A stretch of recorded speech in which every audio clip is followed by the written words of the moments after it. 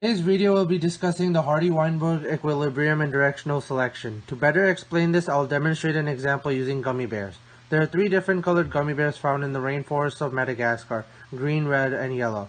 The B gene is responsible for the type of color of the bear.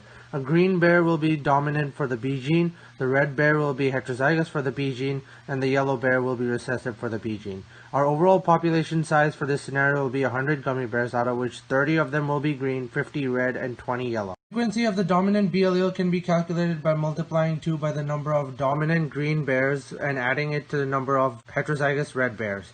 Then you take this number and divide it by 2 times the total population. If you do the math, you get the frequency of the dominant B allele to be 0.55.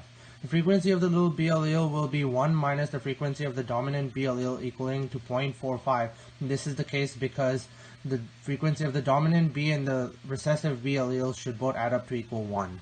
To prove that the gummy bear population is in equilibrium, the following conditions shown below must be accurate.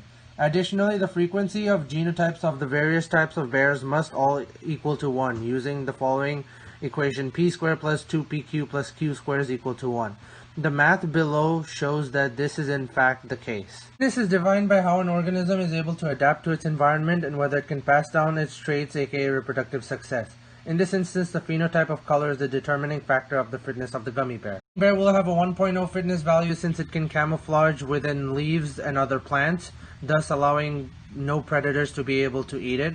The red bear will have a 0.5 fitness value because it is dark and can blend in with its surroundings. However, it is not green, so it can still be picked out by predators.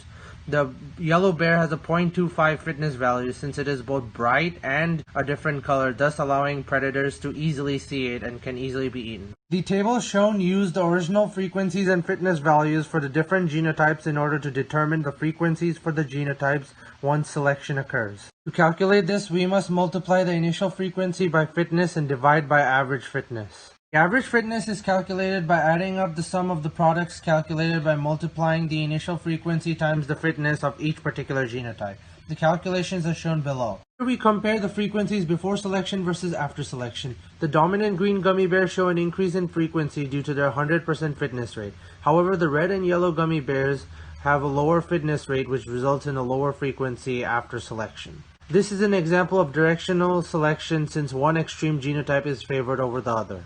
I will now conduct a demonstration to better explain directional selection in our scenario. This here is the initial population consisting of green, red, and yellow gummy bears that occurs before selection. The red and yellow gummy bears are eaten by predators such as the lemur King Julian, who will eat all the red and yellow gummy bears, leaving only green gummy bears. Over time, there are only green gummy bears present. After multiple generations, only green bears remain, no red or yellow bears remain. This explains directional selection. These are my references. Thank you.